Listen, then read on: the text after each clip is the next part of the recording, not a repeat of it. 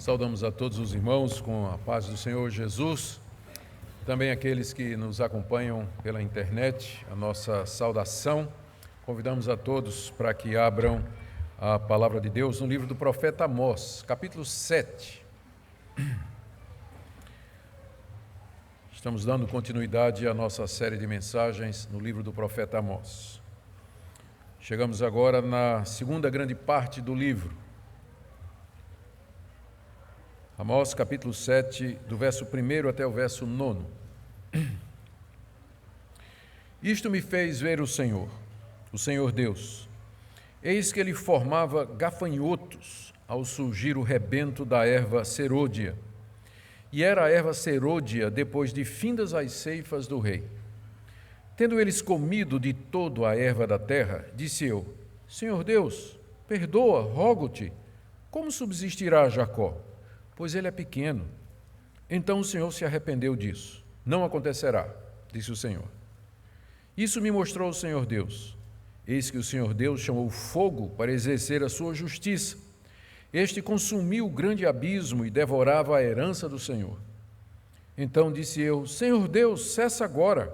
Como subsistirá Jacó? Pois ele é pequeno. E o Senhor se arrependeu disso. Também não acontecerá, disse o Senhor Deus. Mostrou-me também isso. Eis que o Senhor estava sobre um muro levantado a prumo, e tinha um prumo na mão. O Senhor me disse: Que vês tu, Amós? Respondi: um prumo. Então me disse o Senhor: Eis que eu porei prumo no meio do meu povo de Israel, e jamais passarei por ele. Mas os altos de Isaque serão assolados e destruídos os santuários de Israel, e levantar-me-ei com a espada contra a casa de Jeroboão. Até aqui, queridos, a leitura da palavra de Deus. Oremos mais uma vez. Ó Deus, tu que aparecestes a Amós e revelaste a ele a tua palavra, nós pedimos que o Senhor ilumine também o nosso entendimento, para entendermos o significado dessas visões, o cumprimento delas e também de que forma estas palavras significam para nós hoje, de que maneira nós podemos aplicar a nossa vida. Nós pedimos que cada pessoa que aqui se encontra seja abençoada nessa noite, com conforto, consolo, edificação, instrução, se necessário, correção e disciplina. Tudo isso da parte do Senhor. Oramos na mediação do nosso Salvador Jesus Cristo. Amém. Irmãos, nós entramos agora na segunda parte do livro de Amós, que é a parte final, que compreende os capítulos 7, 8 e 9. Até agora, até o capítulo 6, nós vimos os esforços do profeta para trazer a nação de Israel de volta aos caminhos de Deus. O reino do norte, cuja capital era Israel, havia se desviado grandemente da vontade de Deus. Deus já havia mandado alguns profetas, Elias, Eliseu, o profeta Joel, e agora havia mandado Amós.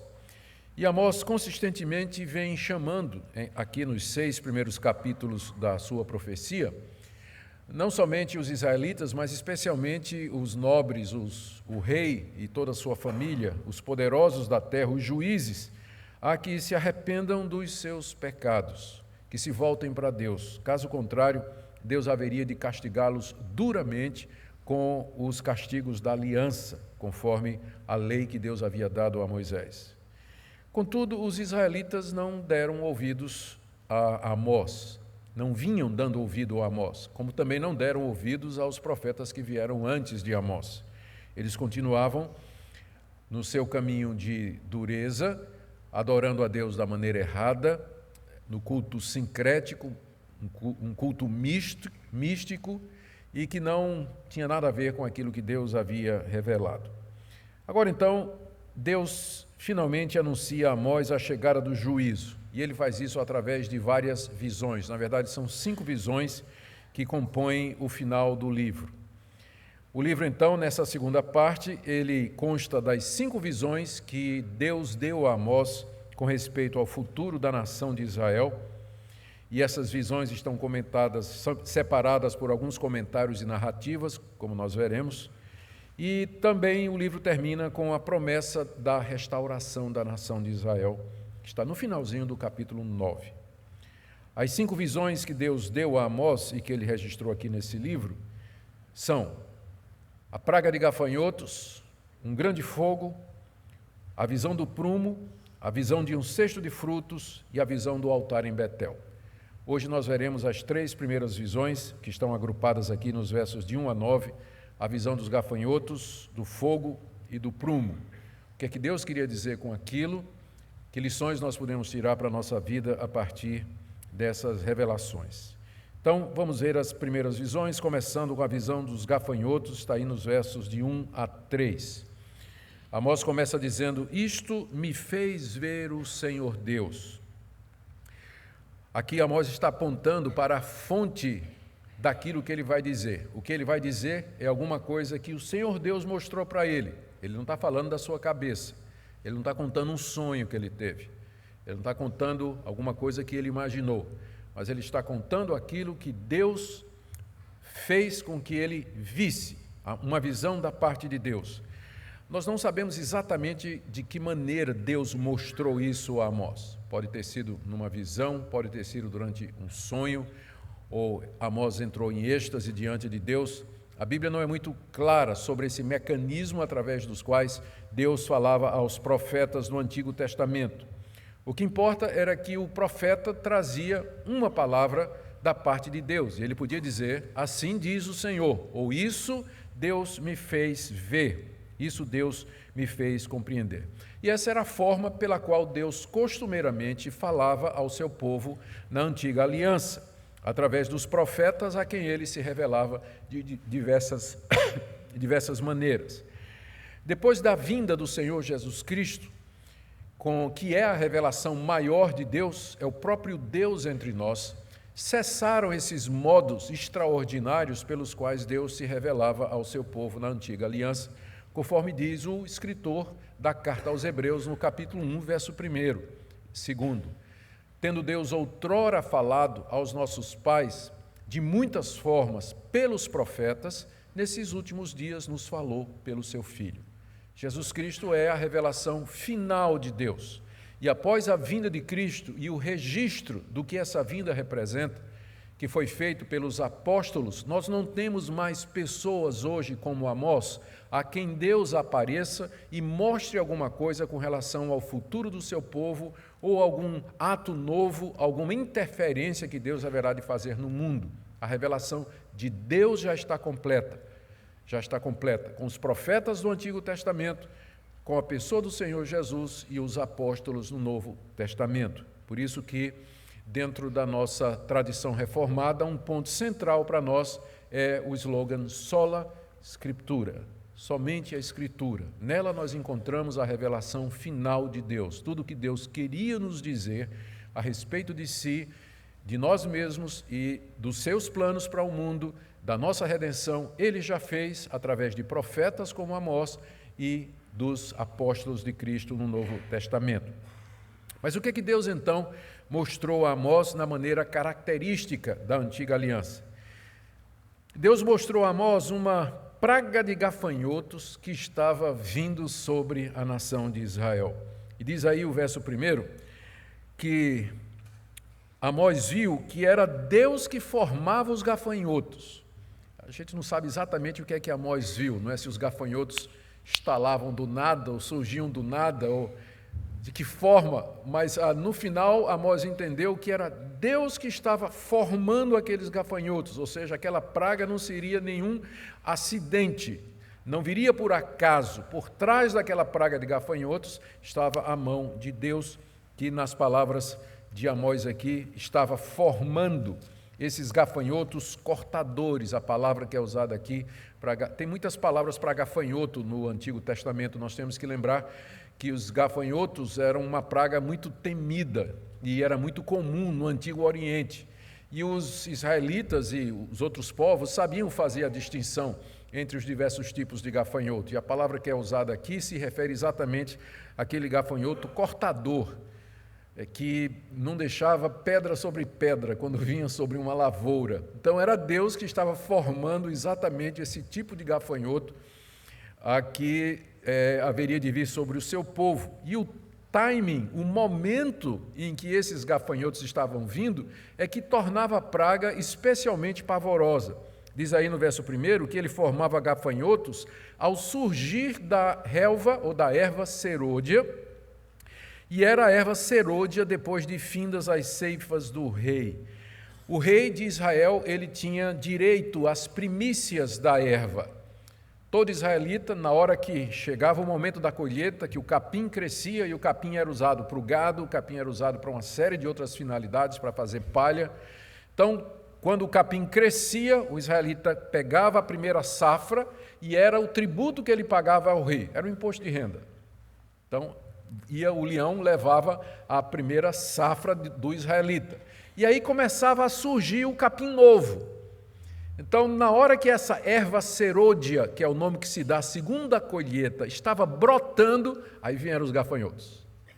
Ou seja, eles vieram exatamente na pior hora que poderia acontecer, quando a relva estava brotando, estava começando a crescer de novo.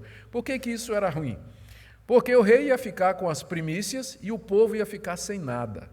Não ia sobrar nada para o povo dar para o gado, dar para as ovelhas, para fazer capim, para fazer palha, para fazer qualquer outro tipo de coisa, e o resultado seria fome, miséria, destruição, lembrando que aquela sociedade era uma sociedade baseada na agricultura e na pecuária. Uma praga como essa era devastadora. Era devastadora. Na visão de Amós, diz aí o verso 2, que eles comeram toda a erva da terra. É isso que Deus fez Amós ver. Os gafanhotos chegando, o brotinho surgindo, o gafanhoto passando o dente, não sobrou absolutamente nada. A coisa era tão grave que despertou a compaixão de Amós. Amós sabia que essa praga, ela vinha como o castigo da parte de Deus, tanto é que quando ele intercede, a primeira coisa que ele diz é o quê? Deus, perdoa. Ou seja, ele sabe que aquilo era consequência dos pecados da nação de Israel e que aquilo fazia parte da maldição da aliança. Se você abrir sua Bíblia comigo, no livro de Deuteronômio, capítulo 28, verso 42, os gafanhotos constam lá como sendo parte das pragas que Deus mandaria sobre o seu povo, se o seu povo se desviasse dos seus caminhos. Deuteronômio 28, no verso... eu estou em números, por isso que não estou achando aqui. Deuteronômio 28, verso 42. Vamos começar no verso 41. Aqui são os castigos, as maldições da aliança. Gerarás filhos e filhas, porém não ficarão contigo, porque serão levados ao cativeiro. Todo o teu arvoredo e o fruto da tua terra, o gafanhoto os consumirá.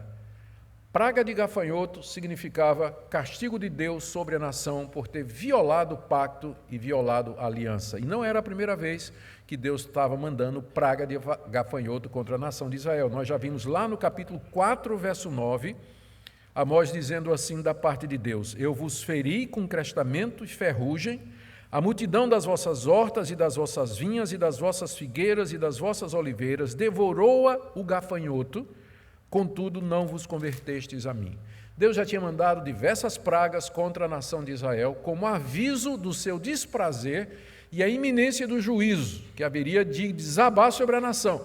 Mas em vez de se arrepender, a nação de Israel havia se endurecido cada vez mais. E Deus então agora mostra essa terrível praga devastadora que viria como prova e expressão do seu desprazer. Era tão grande que Amós se compadece.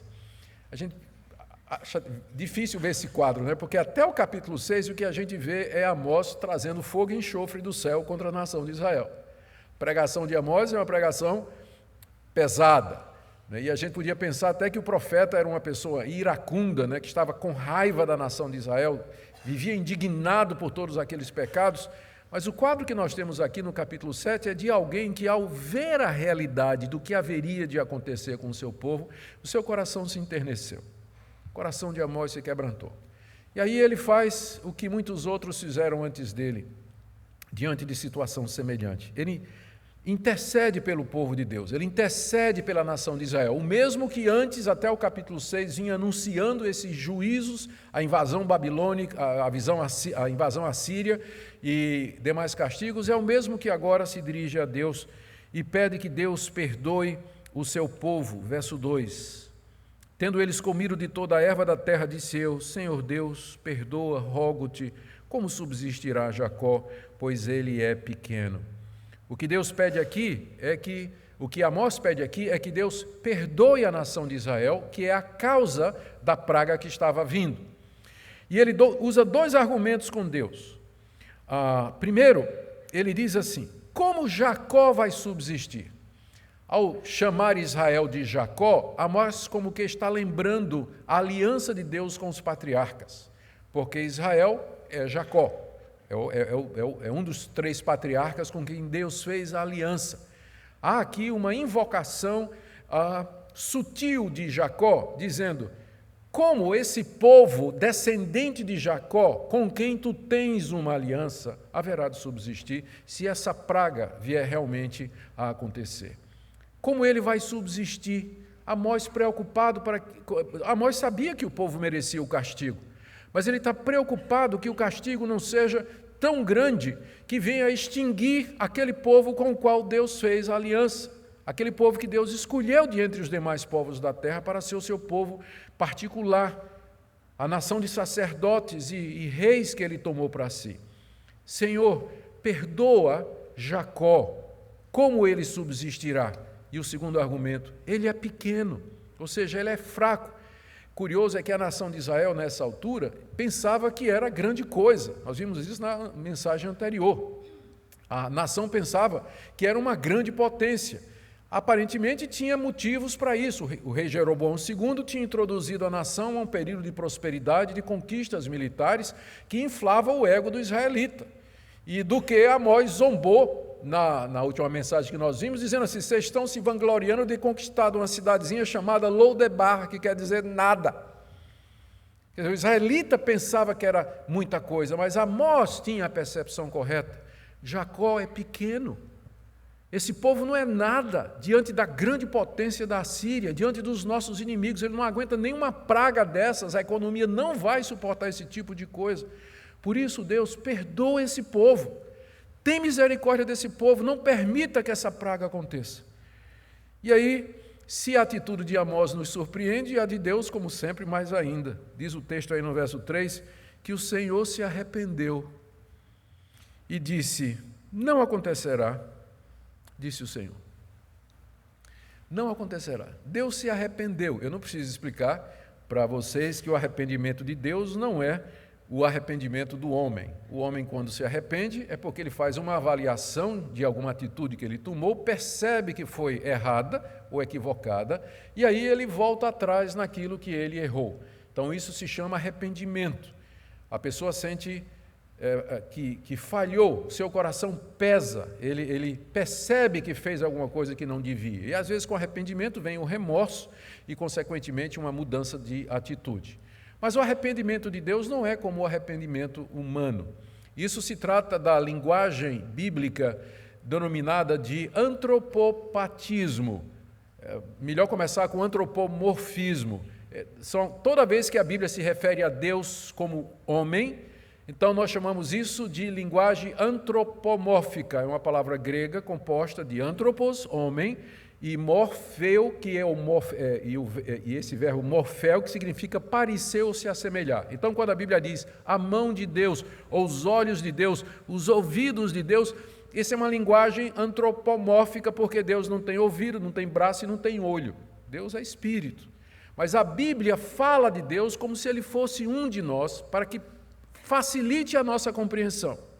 Da mesma forma, a Bíblia atribui a Deus determinados sentimentos e emoções humanos para que nós possamos melhor entender. E um deles é o arrependimento. Então, é uma linguagem em que Deus é referido como se fosse homem para que a gente possa entender. Trocando em miúdos, quer dizer simplesmente que aquilo que Deus disse que ia fazer com a nação de Israel, que seria mandar aquela praga de gafanhotos, diante da intercessão do profeta Amós, Deus se arrependeu no sentido de que eu não vou mais mandar essa praga em resposta à tua oração, Amós. E é claro que isso era o plano de Deus desde o começo. Obviamente era isso que Deus havia planejado na sua sabedoria e decretado desde o início. A Bíblia, quando fala das relações de Deus conosco, trata Deus como se fosse um de nós, para que esse relacionamento possa ser significativo. Deus diz, eu vou fazer isso. Nós oramos, Senhor, nos livra dessa dificuldade, que isso não aconteça. E Deus diz, ouvi a tua oração, eu não vou fazer então. Em troca, eu vou te abençoar, vou te perdoar e vou cuidar de ti. Várias vezes nós vemos esse tipo de coisa na Bíblia. No Antigo, lá mais atrás, né, nós vemos Moisés intercedendo pela nação de Israel em situações semelhantes e Deus, então, não fez aquilo que deveria fazer. Talvez o caso mais conhecido é do profeta Jonas, que vai pregar em Nínive. E durante 3 dias, ele fala que em 40 dias Deus vai destruir a cidade. E Jonas queria que Deus destruísse mesmo. Não tinha um coração de Amós, não. Jonas queria que Nínive fosse destruída. Mas aí os ninivitas se arrependeram. E Deus não derramou fogo do céu como Jonas queria. Diz lá o texto que Deus viu o arrependimento dos ninivitas e se arrependeu do mal que haveria de fazer. E Jonas ficou muito furioso com isso, né? Ele queria que Deus tacasse fogo do céu lá nos ninivitas. Mas o coração de Amós é outro. Amós está com o coração quebrado pelo povo, intercede por Deus, e Deus se arrepende do mal que disse que traria, e ele então não traz a praga de gafanhotos contra a nação de Israel. Nós temos que lembrar que essas visões, você tem que imaginar Amós dizendo isso na praça pública lá em Samaria. Ou quem sabe na entrada de um dos 3 santuários, Betel, Gilgal e Berseba. Ele diante do povo de Israel dizendo, eu vou dizer a vocês o que é que Deus me mostrou. Deus me mostrou essa visão de uma praga que Ele vai mandar. Mas eu orei por vocês, intercedi por vocês e essa praga não vai acontecer. Da mesma forma funciona a segunda visão que acontece, a gente não sabe quanto tempo depois da visão dos gafanhotos, que está aí do verso 4 a 6. Deus outra vez apareceu a Amós em uma visão e mostrou a ele um grande fogo, verso 4. Isso me mostrou o Senhor Deus, eis que o Senhor Deus chamou fogo para exercer a sua justiça. E esse consumiu o grande abismo e devorava a herança do Senhor. O que Amós viu que Deus lhe mostrou nessa visão era esse fogaréu que vinha, nos termos da profecia, para exercer justiça sobre Israel. Era Deus que estava trazendo esse grande fogo sobre o seu próprio povo, para exercer a sua justiça, mais uma vez, diante dos pecados da nação e da apostasia que ela estava cometendo. As injustiças sociais, a idolatria, a imoralidade, a insensibilidade, a arrogância, tudo isso que Amós vem denunciando nos capítulos de 1 a 6. E a chegada daquele fogo em Israel seria catastrófica. Na visão, Amós viu que o fogo consumiu o grande abismo. Provavelmente o fogo aqui é uma seca devastadora. Uma seca abrasadora, escaldante, que secou todos os rios e os poços, as fontes subterrâneas, o grande abismo. Não havia mais água na nação de Israel. Essa praga era pior do que a primeira, quando tinha esse período de estiagem, de seca abrasadora, que como fogo consumia todas as coisas, matava o rebanho, matava as plantações, matava as pessoas porque não tinham onde buscar água. E mais uma vez, isso aqui é um dos castigos da aliança que está lá em Deuteronômio 28, e Deus já havia mandado antes secas à nação de Israel para alertar o povo do seu desprazer, mas Israel não havia se arrependido com isso, e agora Deus mandaria algo pior, uma seca tão grande que secaria as próprias fontes subterrâneas e os poços não dariam mais a sua água. Diz aqui Amós que o fogo devorava a herança do Senhor. mais uma vez, a referência à aliança que Deus tem com a nação de Israel. Israel é a herança de Deus, é a herança do Senhor, mas chegou a um ponto em que o Senhor mandou um fogo para devorar a sua própria herança, tal a sua indignação. Ele mesmo haveria de fazer tudo isso. E aí, mais uma vez, o coração do profeta se quebra. Mais uma vez, Amós se compadece do seu próprio povo. Ele sabe que a causa de tudo aquilo são os pecados da nação de Israel. Mas agora ele nem apela mais para perdão, ele simplesmente pede que Deus pare, diz aí o verso 5. Então disse eu, Senhor Deus, cessa agora, para, não traz essa seca, esse fogo terrível sobre o teu povo. E mais uma vez ele usa os dois argumentos anteriores. Primeiro, como subsistirá Jacó? Como é que a nação vai continuar a existir depois de uma calamidade como essa? Segundo argumento, ele é pequeno.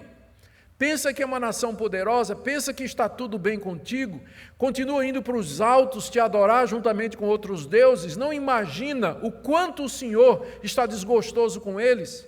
A realidade é que ele é pequeno, é frágil, é vulnerável, embora pense o contrário. Então, Senhor, cessa agora, não traz essa praga, essa catástrofe sobre o teu povo. E aí, nosso Deus outra vez nos surpreende, verso 6. E o Senhor se arrependeu disso. Também não acontecerá, diz o Senhor. Deus disse, está bem, Amós, eu não vou trazer essa praga contra o meu povo. Eu não vou trazer esse fogo para devorar a minha herança. Escutei a tua oração. E por ouvir a tua oração, então, eu não trarei esse castigo. A reação de Deus, então, demonstra a sua misericórdia com relação à nação e como ele está disposto a ouvir a intercessão, ainda que de uma pessoa. E mais uma vez lembra, imagina Amós no mercado público, na praça, na entrada dos templos, dizendo, Deus me deu outra visão.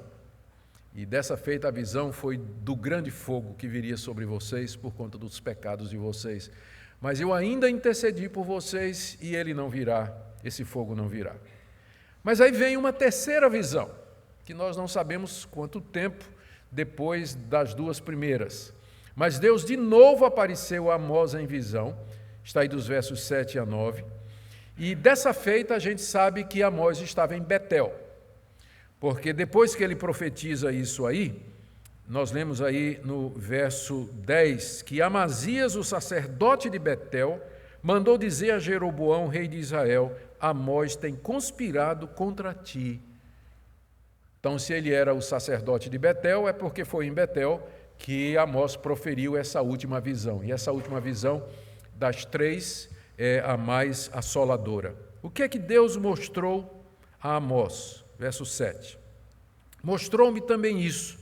Eis que o Senhor estava sobre um muro levantado a prumo, e tinha um prumo na mão. A visão que Deus deu a Amós era de o Senhor em pé em cima de um muro. Eu não sei o que é que Amós viu, porque nós não sabemos de que forma Deus se manifestou a Amós. Na forma de uma pessoa, seria uma pré-encarnação do Senhor Jesus. Várias vezes no Antigo Testamento, Deus apareceu no formato de homem. Assim ele apareceu a Abraão, assim ele lutou com Jacó no Val de Jaboque, assim ele apareceu a Josué. Então a gente não sabe exatamente o que Amós viu, mas ele sabia que era Deus, provavelmente em forma humana. E Deus estava em cima de um muro. E Deus tinha algo na mão e era um prumo. Um prumo, todo mundo sabe o que é. É um cordão com um peso no final e que é usado era usado antigamente, hoje em dia eu não sei, depois o Fernando pode confirmar, não sei se ainda hoje se usa prumo. Mas o pedreiro, ele começa a colocar tijolo em cima de tijolo, e aí para saber que o muro vai ficar retinho, ele coloca o prumo, para ver se o muro está sendo edificado da forma correta, para não ficar com barriga, não é? Para não ficar com o torto, daí o prumo. Deus aparece aqui como mestre de obras em cima de um muro e com um prumo na mão. Diz aqui o texto que o muro havia sido levantado a prumo. O muro havia sido levantado a prumo. E Deus estava com esse prumo agora, medindo e avaliando, analisando, examinando aquele muro que tinha sido construído de acordo com todo o rigor da engenharia ou da arquitetura daquela obra. E Deus pergunta a Amós: o que é que você está vendo, Amós? E Amós olha e diz: eu estou vendo um prumo, é isso que eu estou vendo aí. É como se Deus dissesse: você sabe o que é que isso significa? Não.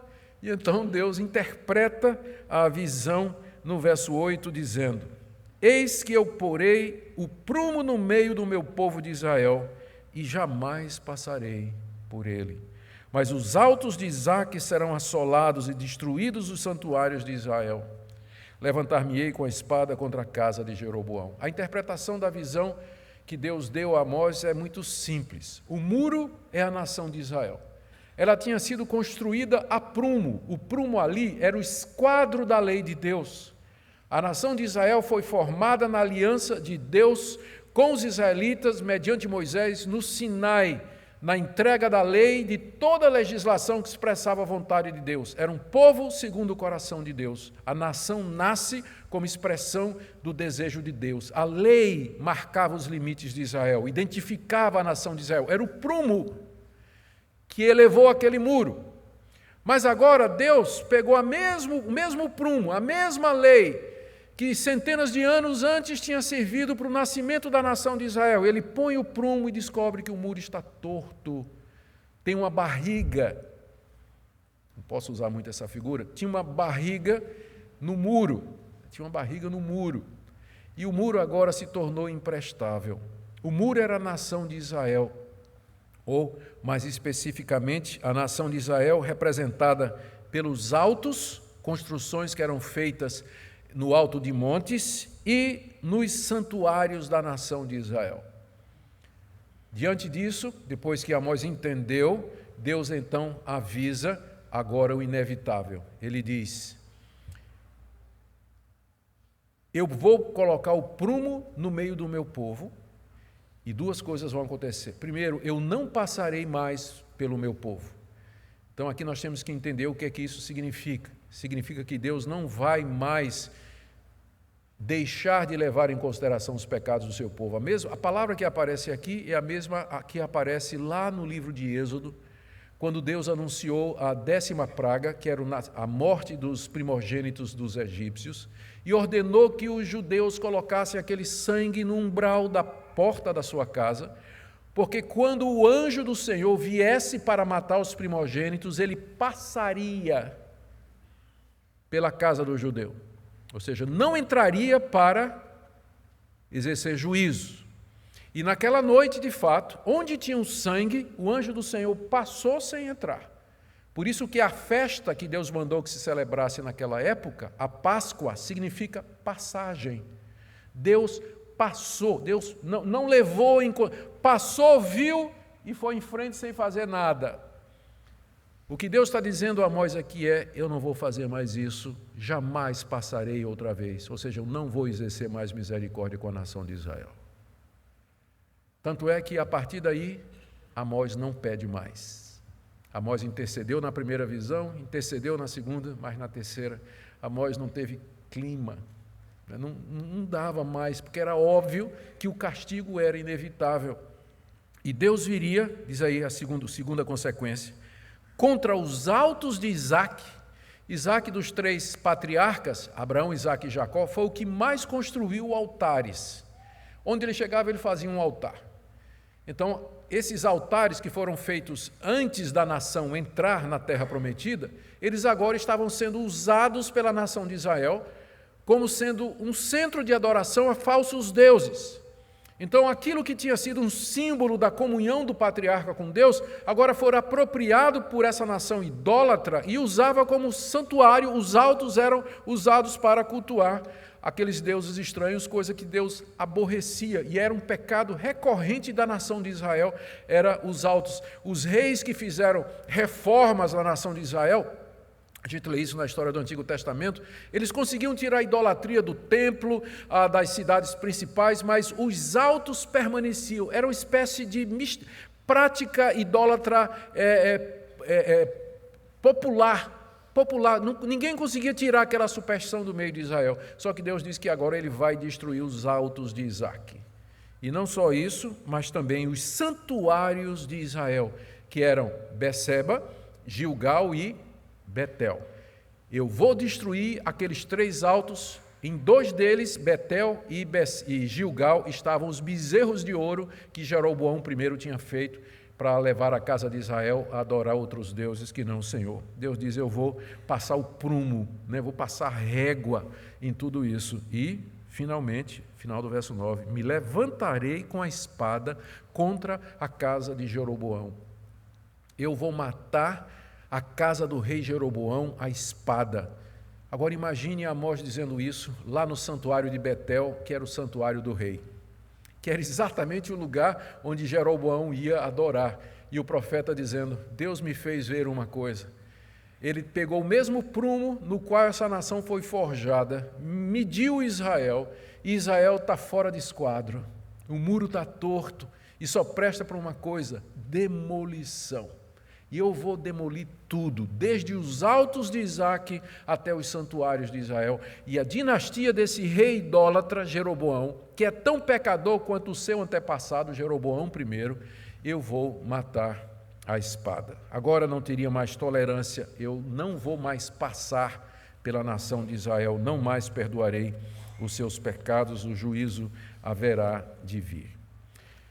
Essas palavras se cumpriram. Essas visões, elas se cumpriram exatamente como Deus as deu. Durante o reinado de Jeroboão II, como fruto da intercessão do profeta Amós, não houve mais nenhum desastre. Jeroboão II morreu em paz e morreu com um reino próspero, materialmente falando, aparentemente tudo bem, e nós acreditamos a isso, a intercessão do profeta Amós. Deus escutou Amós e não mandou os juízos da aliança como ele disse que haveria de mandar. Mas o filho de Jeroboão II, o rei Zacarias, ele foi assassinado à espada publicamente por um rebelde chamado Salém. Está no 2º livro dos Reis, capítulo 15, do verso 8 ao verso 11. A dinastia de Jeroboão II foi eliminada à espada, exatamente como Deus havia dito. E cerca de 60 anos depois, o rei Sargão II, que era o imperador da Síria, o rei da Síria, ele com seus exércitos invade o reino do norte em torno do ano 720 a.C. e destrói tudo em Israel. Os altos, os santuários, leva cativo o povo, mata centenas e centenas de judeus, que sobrou ele leva como prisioneiro para a Síria e traz um povo lá da Síria para habitar naquilo que era a herança do Senhor. O que é que nós podemos aprender com isso, irmãos? Eu destaquei aqui alguns pontos que eu quero trazer brevemente para os irmãos, já à guisa de conclusão. A primeira coisa que nós aprendemos aqui é a grande misericórdia de Deus e seu amor para com seu povo. Deus realmente amava a nação de Israel, como nós vimos nessa passagem com tanta clareza. Deus os avisou com frequência a respeito dos seus pecados, advertiu dos castigos que os maus caminhos haveriam de trazer, pacientemente suportou os maus costumes, a rebelião, idolatria e iniquidade desse povo por décadas, deu-lhes oportunidade de arrependimento, vez após vez, e várias vezes se arrependeu dos juízos que ele anunciou pelos profetas que haveria de trazer. Igualmente, o nosso Deus nos ama. Ele é o mesmo Deus, o Deus de Amós é o nosso Deus. Nós somos o povo de Deus. Aquela mesma aliança que Deus tinha com a nação de Israel é a aliança que ele tem com Israel espiritual, a aliança que ele tem conosco, que somos descendentes espirituais de Abraão, Isaque e Jacó. Da mesma forma que ele era compassivo, misericordioso, paciente e tolerante, assim também por conta do mediador da aliança, nós não temos um Amós, mas nós temos alguém maior do que Amós, o Senhor Jesus Cristo, que é o mediador dessa aliança e que intercede por nós, de acordo com o que o Novo Testamento nos diz. Nós temos um sumo sacerdote à direita de Deus que intercede por nós, que suplica por nós diante do Pai, que apresenta o seu sacrifício como sendo a razão e o motivo pelo qual Deus não deveria nos destruir e castigar pelos nossos pecados. Esse texto fala da misericórdia de Deus e da mediação do Senhor Jesus. É a razão pela qual nós não somos consumidos. Segunda coisa que esse texto nos ensina é a disposição do nosso Deus em ouvir as orações do seu povo. Quem imaginaria que Amós, o profeta boiadeiro, rude, tinha esse coração quebrantado, cheio de amor, a ponto de, dentro dos planos de Deus, fazê-lo adiar o juízo da seca e dos gafanhotos que estava para vir de maneira tão surpreendente ou tão terrível sobre a nação de Israel. É um profundo mistério isso, o mistério da oração, de como a oração, de fato, muda a história e as circunstâncias. A oração, de fato, faz isso. É um dos grandes mistérios que a Bíblia nos apresenta. Por um lado, um Deus imutável, eterno, que desde a eternidade já decretou tudo o que existe. Por outro lado, Ele fez isso de tal forma que as orações do seu povo são o meio pelo qual Ele realiza os seus planos que Ele estabeleceu lá na eternidade. Esse é o grande mistério. Portanto, as orações são verdadeiras, elas são reais, e nós deveríamos, a partir de exemplos como esse, orar mais. Às vezes nós, calvinistas, reformados, porque cremos no decreto de Deus, na soberania de Deus, a gente ora pouco, porque a gente fica pensando, no fundo do coração, a gente fica assim, mas Deus já determinou tudo. Deus determinou que Ele não vai ouvir a sua oração porque você não ora. Se a gente for tratar assim, não é? Mas a Bíblia nos convida, nos chama, através de exemplos e exortações, a buscar a Deus, a suplicar a Deus, dizer, Deus, perdoa, para, eu sou pequeno, como eu vou subsistir? Como é que teu povo vai subsistir? Como é que os meus amigos, meus familiares, como é que eles vão subsistir? São pequenos, são vulneráveis, são pecadores. Para a tua mão, perdoa, tem misericórdia. E nós devemos orar assim, na expectativa de sermos ouvidos, de que Deus de fato vai ouvir e que Ele vai nos atender. Nós devíamos orar mais, como esse texto nos ensina, confiados na misericórdia do nosso Deus. E há aqui uma terceira lição que não pode deixar de ser trazida, é que finalmente Deus haverá de castigar irremediavelmente aqueles que abusam da sua paciência e endurecem o seu coração. A paciência de Deus e o amor de Deus o levam a suportar a rebelião e a desobediência e a dureza de coração até um ponto. A nação de Israel abusou, passou daquele limite. Na primeira visão, Deus teve paciência, na segunda, Deus teve paciência, mas já na terceira, Deus disse, eu não mais vou passar perdoando a nação de Israel. Agora realmente é a espada que haverá de vir. A mesma coisa Deus faz hoje com aqueles que abusam da sua misericórdia, aqueles que abusam da sua paciência. É um grave risco que você corre pecando contra o conhecimento e pecando contra o Evangelho e a graça de Deus. O seu pecado é mais grave do que a nação de Israel, porque você peca contra o conhecimento do Evangelho de Jesus Cristo, depois que o Messias prometido já veio. Nós temos mais luz do que a nação de Israel, nós sabemos mais. Nós vivemos na época do cumprimento de todas as promessas. E, portanto, uma pessoa que tem consciência do Evangelho, ela continua a viver uma vida dupla, uma vida hipócrita, uma vida de imoralidade, de traição da sua mulher, do seu marido, sendo desonesto, imoral, desobediente, rebelde. Ele está simplesmente provocando a paciência de Deus e haverá um momento em que Deus vai dizer, eu não passarei mais sobre você desavisadamente. Eu não vou mais relevar o que você está fazendo, mas agora eu vou lhe tratar conforme você merece. E a Bíblia diz, terrível coisa é cair nas mãos do Deus vivo. Então, queridos, suportem essa palavra de encorajamento, por um lado, na misericórdia e na paciência de Deus, aproveitando o tempo que Ele nos dá para nos arrependermos e mudar de vida, e essa palavra também de advertência, de que chega o momento em que a paciência de Deus também exige que Ele não mais passe por nós sem executar o juízo que os nossos pecados merecem. Oremos. Senhor, nós sabemos que é somente pela intercessão do Senhor Jesus que nós estamos em pé hoje diante de Ti. E que não fora as suas orações e súplicas e o seu sacrifício na cruz, nós já estaríamos experimentando os teus juízos temporais aqui nesse mundo e, finalmente, o juízo eterno. Mas o Senhor teve compaixão de nós e o Senhor nos chama para sermos teu povo. O Senhor deseja nos perdoar, nos reconciliar contigo. Eu peço que o Senhor faça isso conosco, que o Senhor nos chame a si, através da tua palavra, através do teu Espírito Santo. Te damos graças pela tua compaixão, confiados na qual nós oramos na mediação de Jesus, em quem essa compaixão é possível. Amém. Queridos, vamos cantar o hino que está no